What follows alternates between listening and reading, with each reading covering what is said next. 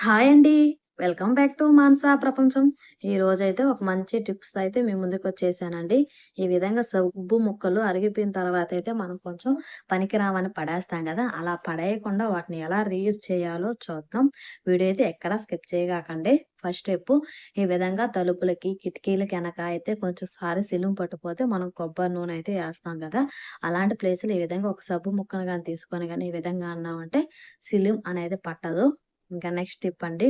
ఈ విధంగా మందంగా ఉండే వాటిని సూదెత్తుగా మనం ఏదన్నా కుట్టాలంటే సూదనేది లోపలికి దిగనే దిగదండి. ఎంత ట్రై చేసినా అలాంటప్పుడు ఒక సబ్బు ముక్క తీసుకొని సూదిని ఈ విధంగా ఒక 2, 3 సార్లు బాగా గుచ్చామంటే సూదికి కొంచెం షార్ప్‌నెస్ అనేది వస్తది. చూడండి. ఇప్పుడైతే ఎంత లావుగా ఉండే గుడ్డైనా చాలా ఈజీగా అయితే చూడండి దిగిపోద్దండి. చాలా ఈజీగా సూదితో అయితే కుట్టుకోవచ్చు.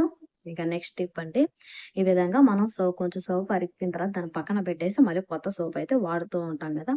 అలాంటప్పుడు ఈ సోపుని కూడా దానికి మనం స్నానం చేసేటప్పుడు గాని ఆ చెమ్మకు గాని అతుక్కునేస్తది. మన పెద్ద కాలంలో పెద్దవాళ్ళైతే సేమ్ ఇలాగే చేసేవాళ్ళండి. మొత్తం 2, 3 సార్లు ఆ సైడ్‌కి పెడితే సబ్బుకి